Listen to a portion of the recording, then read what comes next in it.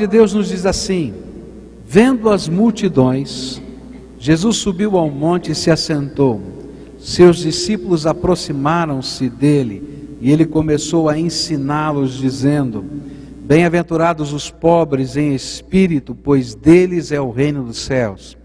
Bem-aventurados os que choram, pois serão consolados. Bem-aventurados os humildes, pois eles receberão a terra por herança. Bem-aventurados os que têm fome e sede de justiça, pois serão satisfeitos. Bem-aventurados os misericordiosos, pois obterão misericórdia. Bem-aventurados os puros de coração, pois verão a Deus. Bem-aventurados os pacificadores, pois serão chamados filhos de Deus. Bem-aventurados os perseguidos por causa da justiça, pois deles é o reino dos céus. Bem-aventurados serão vocês quando por minha causa os insultarem, os perseguirem e levantarem todo tipo de calúnia contra vocês. Alegrem-se e regozijem-se, porque grande é a sua recompensa nos céus, pois da mesma forma perseguiram os profetas que viveram antes de vocês. Vamos orar a Deus. Pai querido, nós estamos reunidos nesse culto de adoração e louvor.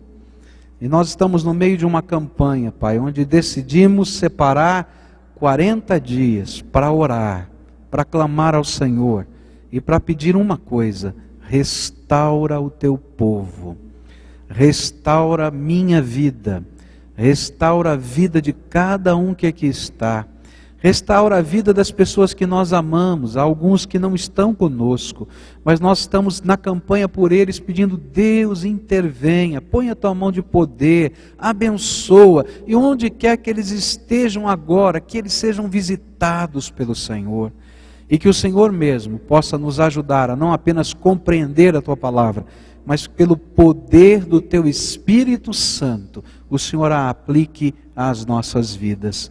É aquilo que eu oro em nome de Jesus. Amém e amém. Nós estamos estudando as bem-aventuranças, extraindo delas princípios de restauração. Semana passada nós aprendemos o primeiro princípio de restauração, que dizia: preciso de ajuda. Esse era o primeiro princípio: eu preciso de ajuda. E ele tinha um texto que dizia assim: reconheço que não sou Deus, admito que sou impotente para controlar a minha tendência de fazer coisas erradas e que minha vida está fora do meu controle, está fora da minha gestão. Eu não tenho controle sobre a minha vida, eu não sei o que vai acontecer amanhã. Há coisas que estão acontecendo que fogem completamente à minha capacidade de gestão ou de gerir as coisas e as circunstâncias. Então o primeiro princípio foi esse. O segundo princípio que nós estudamos hoje pela manhã é uma decorrência desse primeiro. Se eu olho para a minha vida e digo: olha, eu preciso de ajuda e eu não tenho controle, então a sensação natural minha é dizer: olha, estou perdido, não tem jeito, não tem saída para mim. Mas aí vem o segundo princípio, que foi baseado no versículo 4 da bem-aventurança: bem-aventurados os que choram, pois serão consolados. E o princípio diz assim: há esperança, há esperança. E o texto dele diz assim: eu acredito de todo o coração que Deus existe, que Ele se importa comigo e que tem poder de me ajudar em minha restauração. E aprendemos isso hoje de manhã, que às vezes a gente chora, né? E é muito contraditório dizer feliz é o que chora, porque a gente não quer chorar, a gente não tem vontade de chorar, a gente até esconde dos outros que está chorando, a gente enxuga a lágrima, né? Teve uma hora aqui que a doutora Tânia, nesse jeito jovial, caiu uma lágrima, ela rapidinho fez assim com a mão e continuou, não é? Escondeu bem, viu? Tá vendo?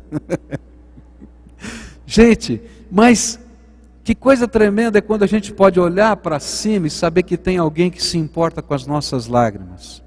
E que Ele vê o nosso clamor, o nosso choro na sua presença como uma oração.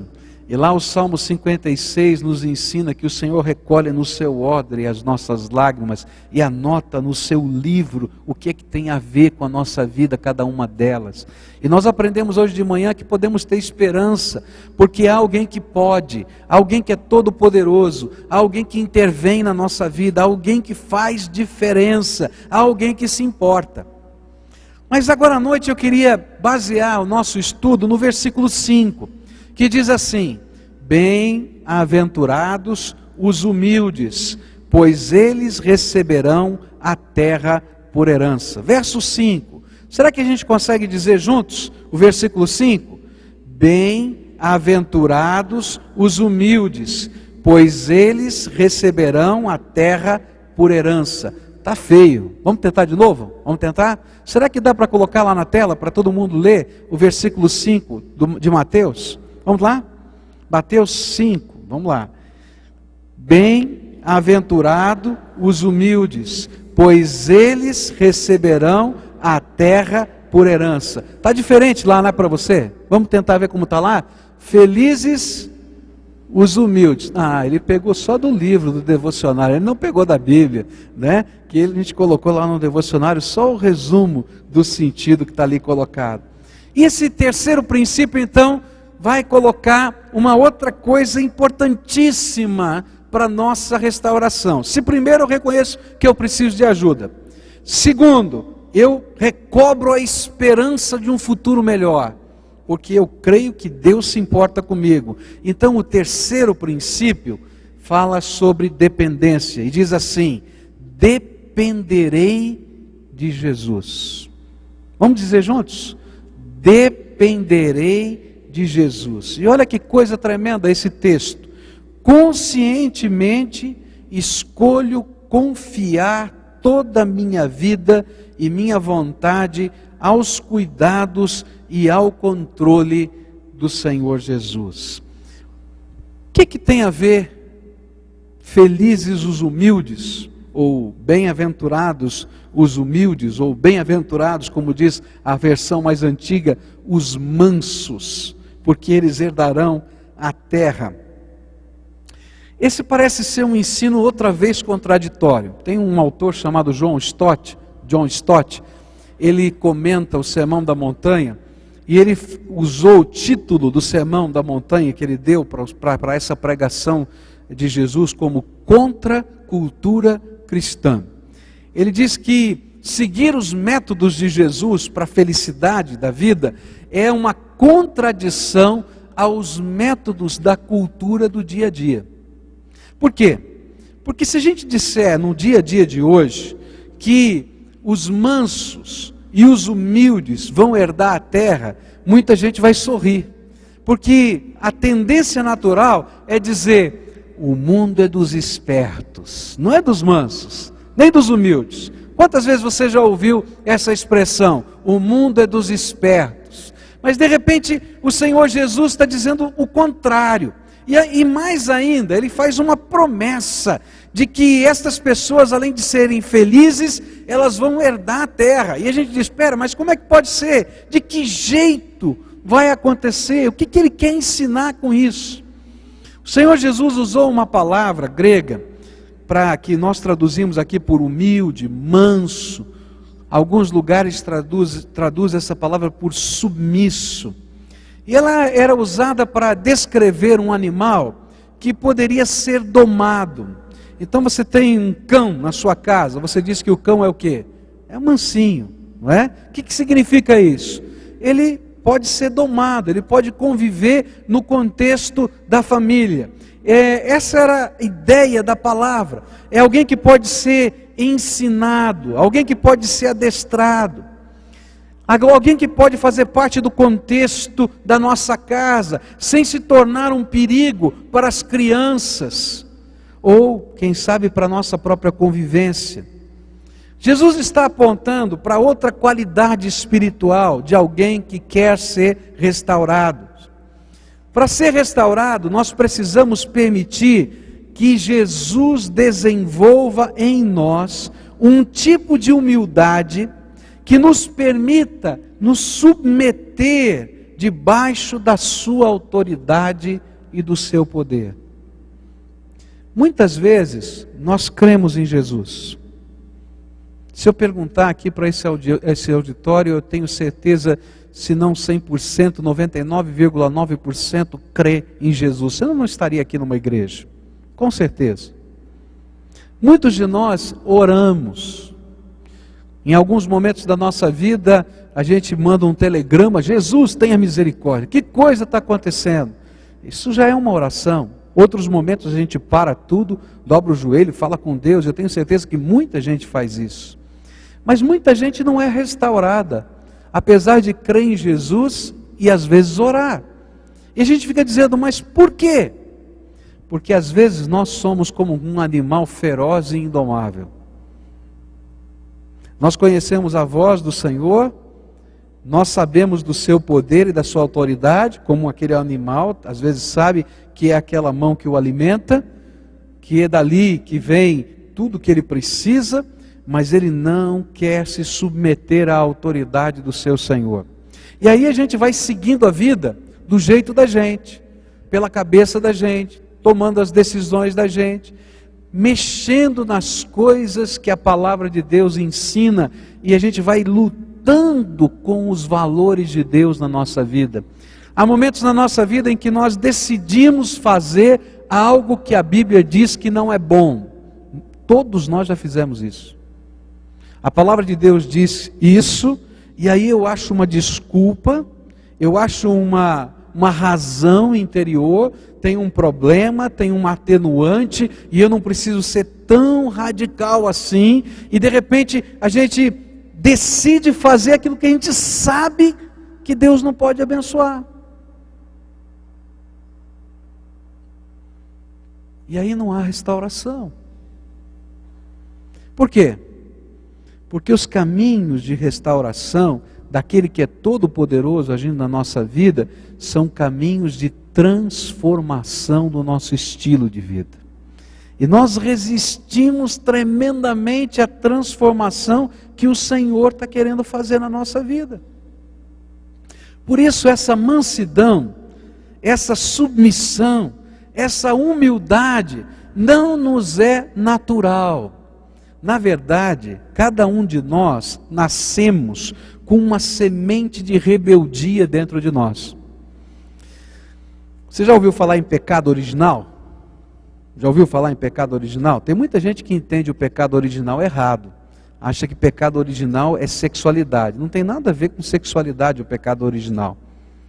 O pecado original é uma semente de rebeldia que nasce dentro da gente. Quando uma criança nasce, ela nasce com essa semente de rebeldia. Eu me lembro de uma ilustração, uma piada que estava escrita na revista Seleções, e essa revista dizia de uma família que estava na hora do jantar ou do almoço, não me lembro muito bem, e tinha uma criança por volta dos seus 3 anos, sentada no cadeirão para comer. E o papai e a mamãe tentando dar comida para a criança, e bem do jeitão da criança, ela saltitava, ela pulava, ela mexia nas coisas, queria espalhar tudo, e aí o papai dizia: senta, e ele não sentava, ele continuava pulando e tal, aquela coisa toda. E aí uma hora o papai, muito firme, pegou a criança, botou forte, sentado no cadeirão, e a criança olhou bem para o papai, seus 3, 4 anos, e dizia assim: por fora eu estou sentado, por dentro eu estou de pé. Esse é o sentimento de rebeldia que está dentro da gente, que a gente pode ver numa criança, e que às vezes quando o Papai do Céu, quando Deus Todo-Poderoso diz: meu filho, não é por aí, meu filho, cuidado, a gente está dizendo: não, deixa que eu sei o que eu estou fazendo, eu vou fazer do meu jeito, deixa que eu entendo das coisas, isso aqui não dá, pode deixar comigo. Ou então a gente faz de conta que não ouviu, que não é com a gente, vai seguindo a vida, vai tocando do jeito da gente. Ou então descobre uma nova filosofia para justificar os nossos erros, dizer: não, olha, não é bem assim, não funciona mais, esse era um conceito do passado, era um conceito cultural, não é um conceito que perdura na eternidade. E a gente vai lá discutindo todas essas coisas, mas na verdade o que existe é um espírito indomável dentro da gente. E é por causa desse espírito indomável que a gente entra nos buracos que entramos.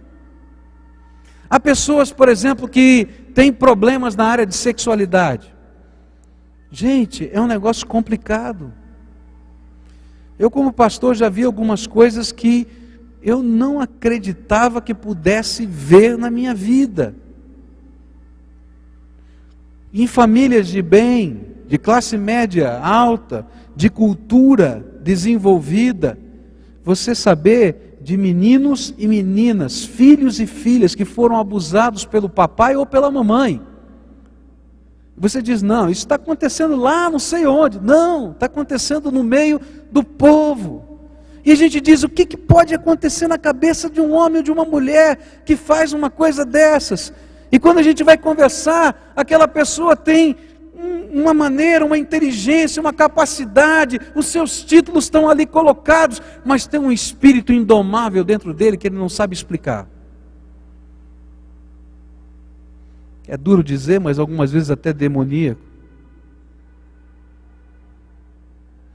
Você encontra, por exemplo, algumas pessoas que nessa área da sexualidade, jovens, moças, não conseguem explicar porque não conseguem ter um vínculo forte com alguém e serem fiéis. E tem um estilo de vida estranho, esquisito, ora estão com um, ora estão com o outro. E a gente diz, o que está acontecendo?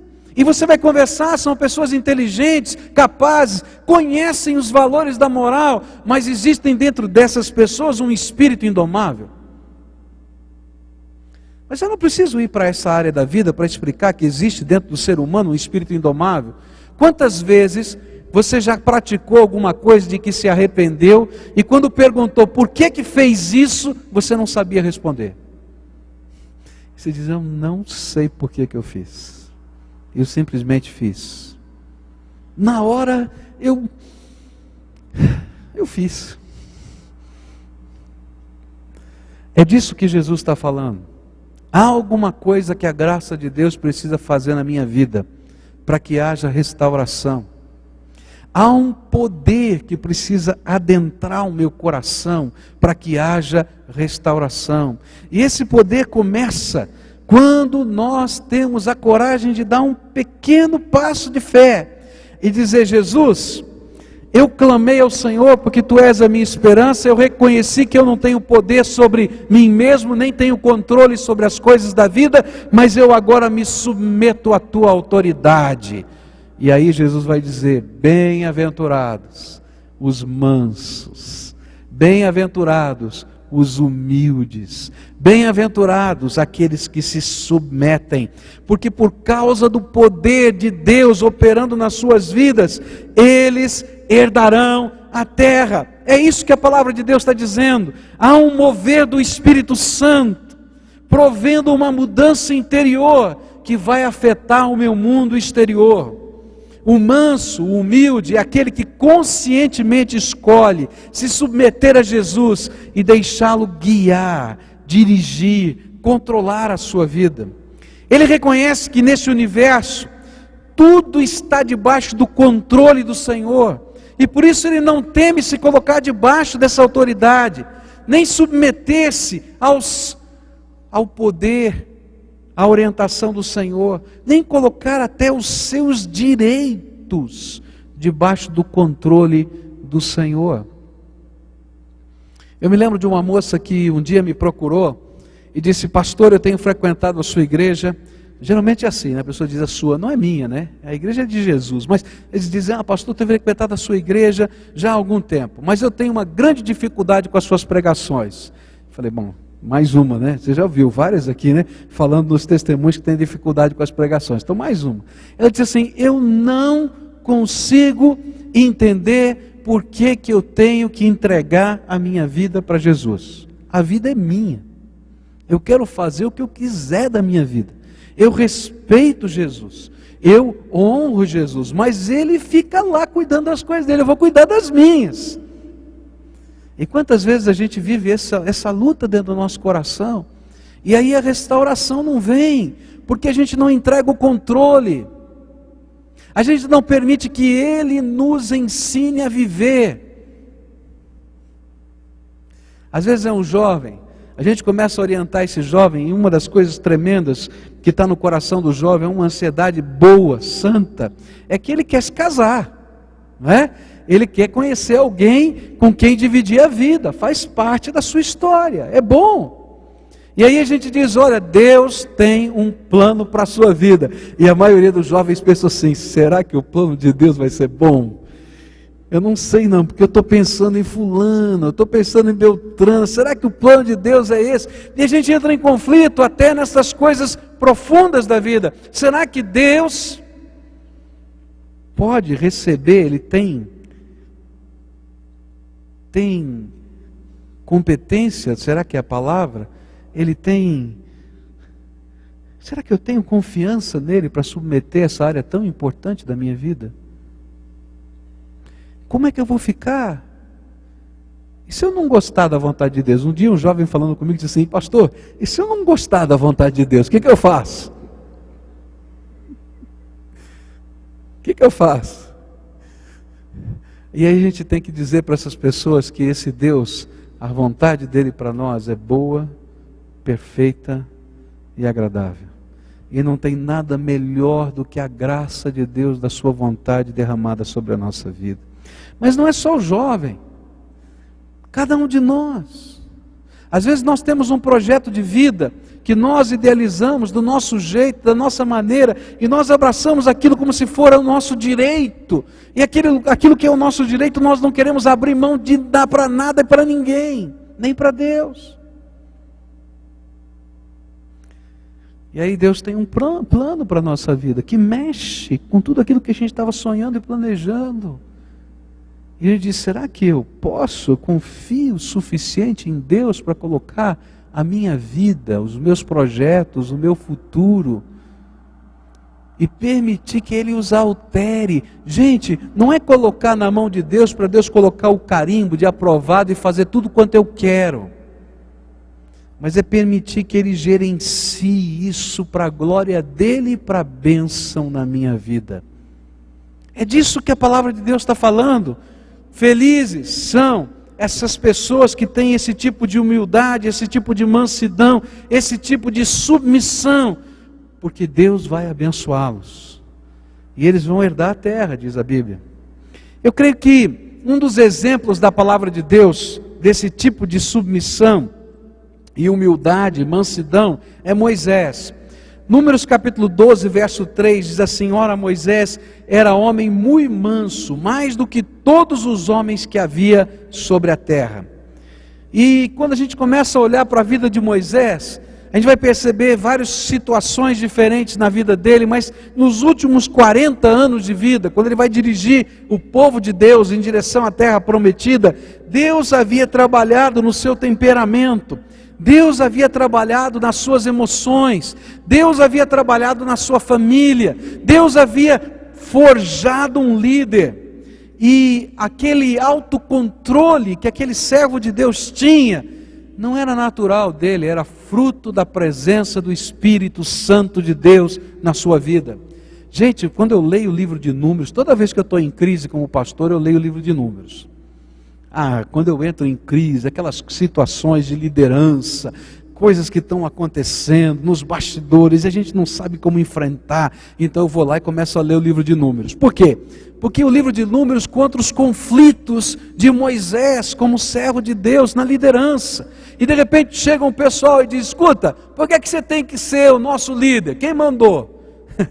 Quem mandou você ser o nosso líder? Por que o teu irmão tem que ser o sacerdote? Você é o profeta e o teu irmão é o sacerdote. Isso é nepotismo. Tem que acabar com esse negócio aqui na nossa igreja.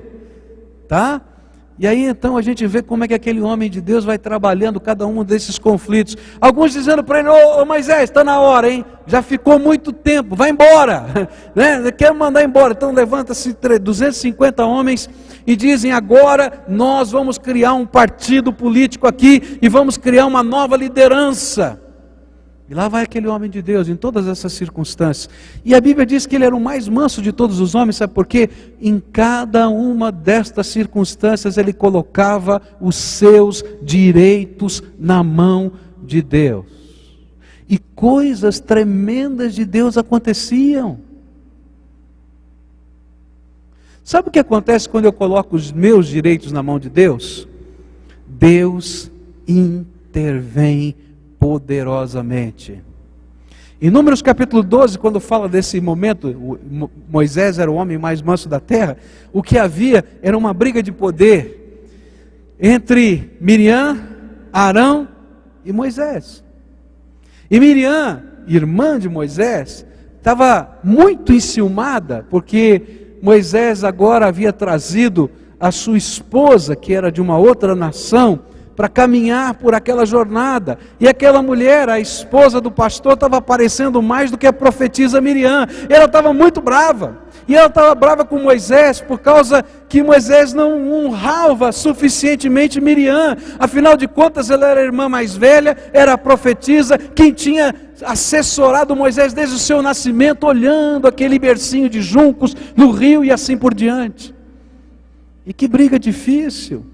Brigar com a irmã, brigar com o irmão que estava tomando partido dela, dividir o povo, brigar com a esposa. O que eu faço? Sabe aquelas situações complicadas que a gente não tem saída? E lá vai Moisés, ele se submete à autoridade de Deus e diz: vamos fazer o seguinte, vamos à tenda da revelação, e vamos perguntar para Deus o que Ele quer. O que Ele quiser fazer, eu quero me submeter. E aí Deus interviu, e a palavra de Deus diz que veio uma doença de pele, e toda forma de doença de pele era chamada lepra naquele tempo. Eles não sabiam distinguir entre uma coisa e outra, e aquela mulher foi colocada fora do arraial 7 dias, e todo mundo ficou muito triste e preocupado, porque Miriam, aquela profetisa, estava fora do arraial 7 dias por causa daquela doença de pele. Ninguém sabia se aquela doença ia continuar ou não, e agora aquele homem se ajoelha perante de Deus e ora, e leva o povo a orar para que haja cura sobre a sua vida, e na intervenção de Deus houve solução. E aquele homem não levantou a sua voz, não brigou, não discutiu. Por isso os mansos herdarão a terra, porque Deus intervém a favor deles. Sabe, quando nós aprendemos a colocar a nossa vida e os nossos direitos nas mãos de Deus, toma cuidado, porque quem briga com você briga com Deus, porque Deus é por nós. E a Bíblia diz: se Deus é por nós, você acredita nisso? Outro momento na vida de Moisés foi tremendo, quando o povo se colocou diante dele e disse: por que Arão?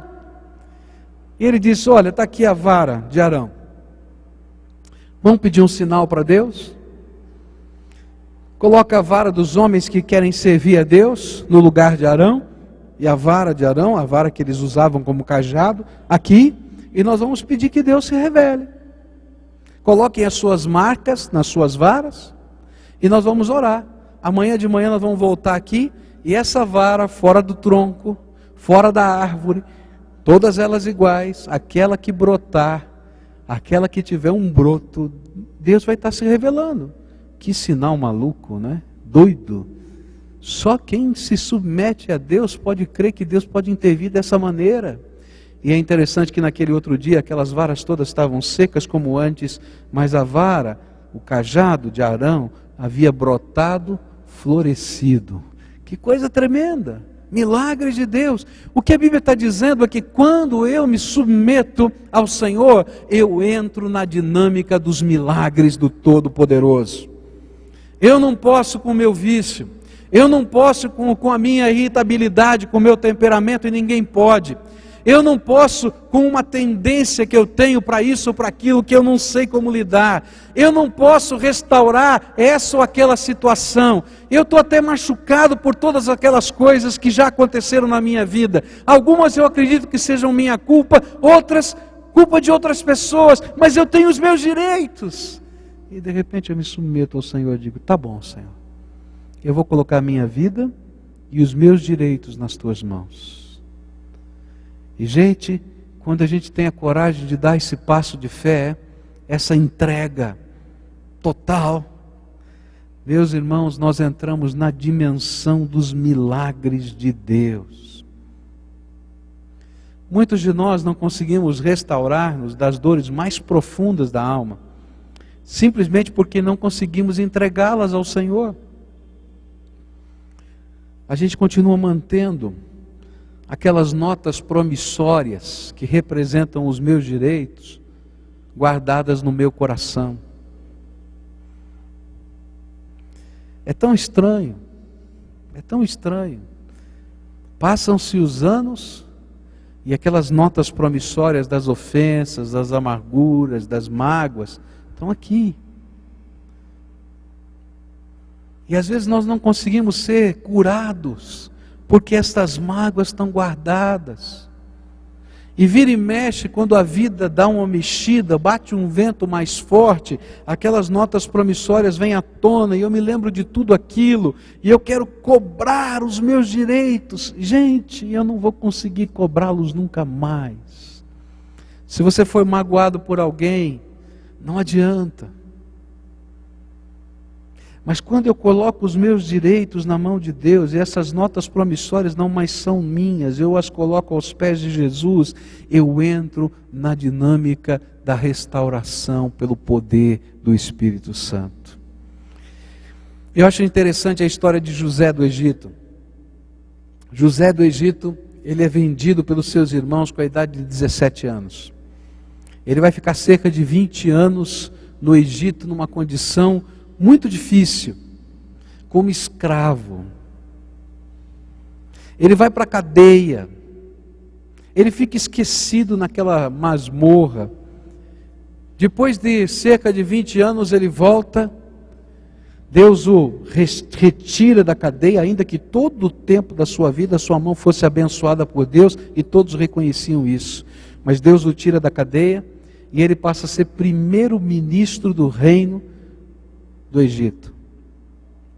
E aí ele se encontra com seus irmãos vêm pedir comida, comprar comida no Egito, e ele os vê, e o seu coração tem as cartas, as notas promissórias da sua dor, e ele então faz uma coisa para machucar, ele dá a comida, mas devolve o dinheiro.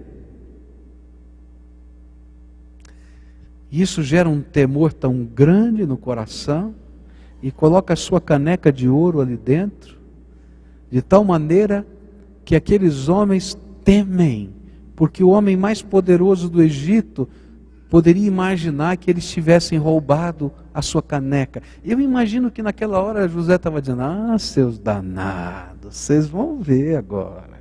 E ele tinha uma intenção malévola dentro dele.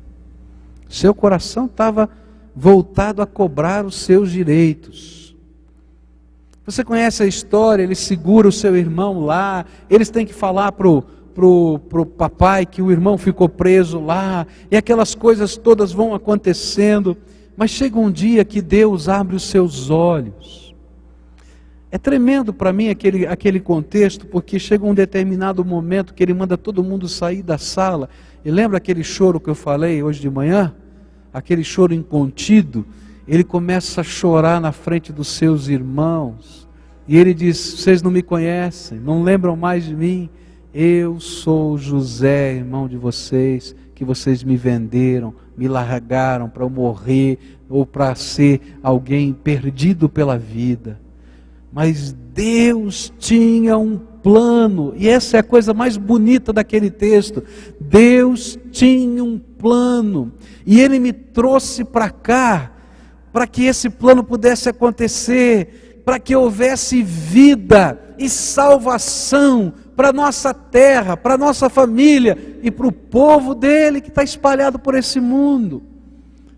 E naquela hora ele consegue perdoar os seus irmãos. Naquela hora ele consegue pegar a nota promissória que estava guardada no coração e colocar aos pés de Deus. E ele diz: eu sei que há um Deus sobre essa terra. Meu querido, você só vai conseguir se submeter como um homem manso que Deus pode transformar, mudar, restaurar, começar de novo, colocar novos valores, mexer com o esquema de vida, com a grana da tua casa, com os seus costumes, com a sua cultura. Quando você entender que há um Deus todo-poderoso que intervém nesta terra. E aí a gente pode colocar os nossos direitos na mão de Deus. Eu quero dizer para você que algumas vezes, quando a gente coloca os direitos na mão de Deus, nem sempre as coisas vão acontecer imediatamente. Às vezes a gente diz, bom, eu vou colocar os direitos, mas amanhã, Deus, eu quero ver. Então você não colocou nada. Porque você não está confiando no método de Deus, nem do jeito de Deus. Eu quero dizer para você que Deus é uma pessoa tão tremenda e tão maravilhosa, e no tempo devido, Ele honra os filhos dEle. As coisas não acontecem automaticamente. Nós ouvimos aqui da Tânia, não é? 4 anos num processo de Deus restaurar, para ela chegar aqui e pedir para você levantar, ler esse texto da palavra, que tem sido palavra de Deus para ela, para dizer, Deus está no controle. Eu levei tantos anos da minha vida para entregar algumas áreas. Gente, eu lutei com Deus muito tempo em algumas áreas da minha vida. Especialmente nas mágoas, nas dores do coração, naquelas coisas que a gente coloca debaixo do tapete, nos direitos. Algumas dessas coisas eu escrevia e colocava no meu arquivo, em pastas. Você acredita nisso? Eu fazia isso, estava lá. Tal coisa, tal dia, aconteceu assim, assado. E aí eu tinha o meu arquivo dos assuntos, estava lá. Na minha pasta, como se fosse uma promissória que um dia eu pudesse resgatar.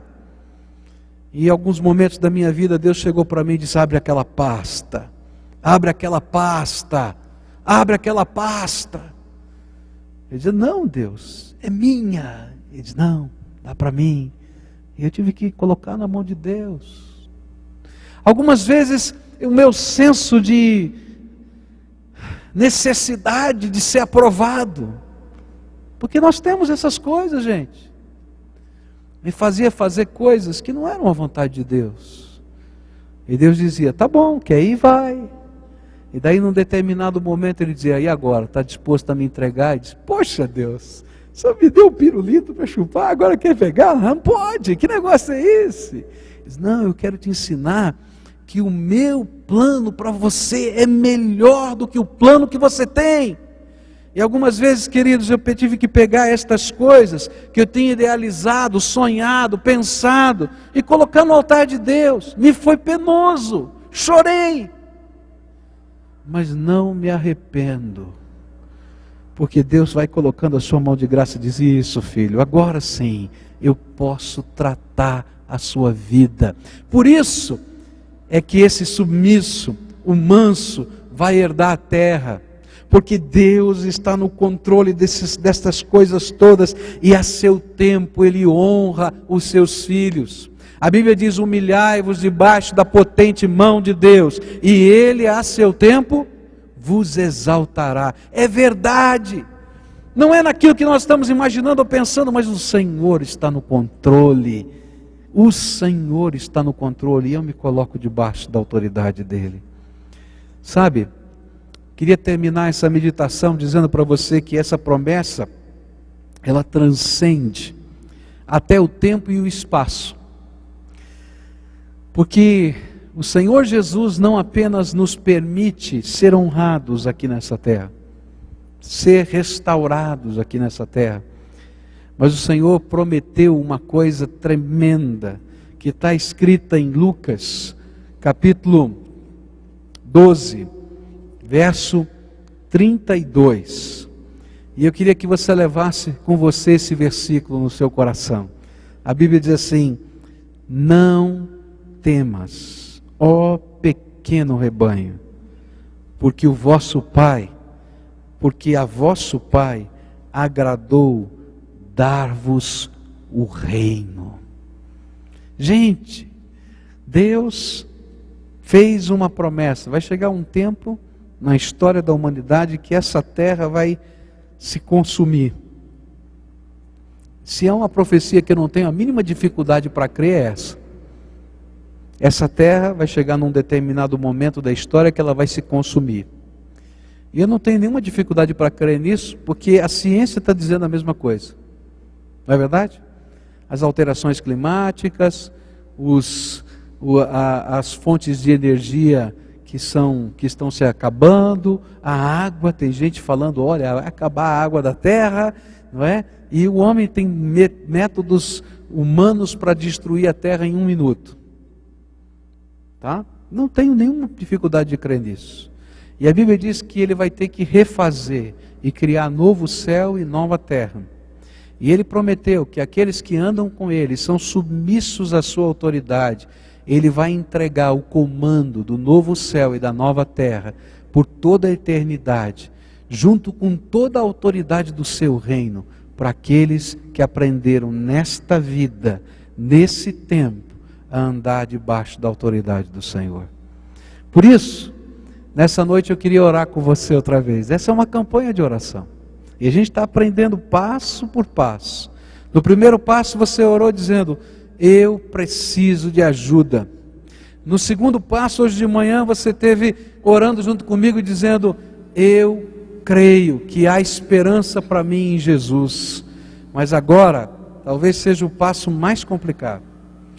Quando você vai colocar os seus direitos, as suas mágoas, quando você vai colocar a sua vida debaixo do controle e da autoridade de Deus.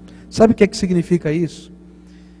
Jesus, eu não apenas preciso de ajuda, mas eu preciso que o Senhor more aqui dentro do meu coração e o Senhor dirija a minha vida.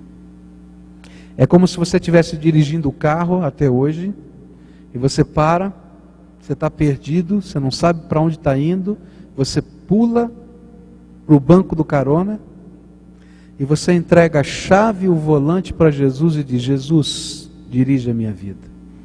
E para algumas pessoas vai ser muito difícil fazer essa entrega, porque seria fácil dirigir a vida por um tempo.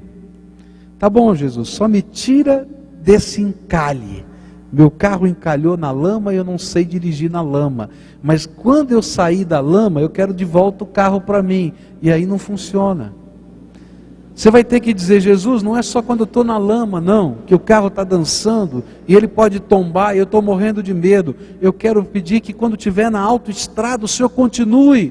E quando o Senhor tiver que dirigir para qualquer campo desse mundo, eu estou preparado, porque eu quero que o Senhor assuma o controle. E aí a gente entrega os direitos. Mas o carro é meu? Não, de hoje em diante é de Jesus.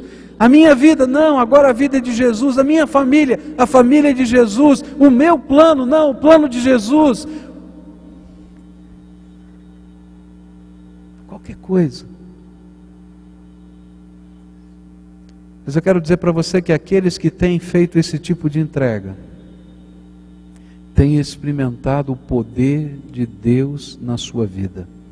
Há algo do céu que poderosamente se manifesta na terra, em nós, dentro de nós, para fora de nós, no contexto da vida, e as pessoas começam a perceber, e aí a terra começa a ser harmonizada pela graça por onde eu estou passando. Se você é essa pessoa a quem o Espírito Santo hoje está fazendo esse desafio, talvez esse seja o passo mais difícil de dar nessa campanha de restauração. É entregar o controle, é entregar a vida, é entregar o coração, é pedir para Jesus ser o Senhor. E talvez nós não tenhamos uma multidão aqui na frente, mas eu vou ficar muito feliz se tivermos uma pessoa, porque eu sei que Deus vai cumprir a sua promessa nessa vida. Por isso, se você é essa pessoa que o Espírito Santo está falando nessa noite, ele está dizendo, filho meu, dá-me o teu coração, filho meu, dá-me a tua dor. Sabe aquelas promissórias que você não consegue entregar? Dá-me teus impulsos, aqueles que você acha que você não tem controle. Se o Espírito Santo estiver falando com você, sai aí do teu lugar, vem para cá, eu quero orar por você. Eu quero pedir esse milagre de Deus na tua vida. Saia aí da galeria, se você for essa pessoa. Pode vir para cá em nome de Jesus. E nós vamos nos apresentar diante dele, crendo naquele que é poderoso para intervir. Se tiver algum casal vivendo uma situação de vida familiar quebrada, quem sabe até pensando que o divórcio já está assinado, eu quero dizer para você, entrega o controle disso para Jesus. Pega a esposa, pega o marido, entrega para Jesus. Não vai ser do jeito de um ou de outro, vai ser do jeito do Senhor. Tem algumas pessoas aqui que depois de um ano de divorciados, a gente pôde celebrar com alegria a reconciliação. Sabe por quê? Porque Jesus é poderoso. E quando há mudança dentro da nossa vida, o Senhor faz essas coisas tremendas. Tem alguma coisa que está doendo aí? Você tem lá no teu arquivo pessoal, no teu diário, ou dentro do teu coração, eu não sei, alguma carta, alguma nota promissória que você está doido para cobrar os teus direitos e você não sabe como fazer. Eu queria pedir para você hoje colocar tudo isso aos pés de Jesus e deixar lá. Chega. Você não consegue conversar com seu pai, não consegue conversar com a sua mãe, não consegue conversar com seu filho, não consegue conversar com fulano de tal que agora virou seu inimigo. Você não consegue porque você foi prejudicado. Hoje você vai entregar aos pés do Senhor Jesus, porque você sabe que existe um Deus sobre essa terra, que vai cuidar e vai gerenciar dessas coisas. Você foi tremendamente injustiçado, está doendo demais. Está doendo demais, você nem consegue dormir de noite por causa disso, porque a injustiça está consumindo você, a tua saúde está indo embora, e o Senhor Jesus está dizendo, olha, se submete, coloca debaixo da minha autoridade a tua vida, e você vai ver o que eu vou fazer.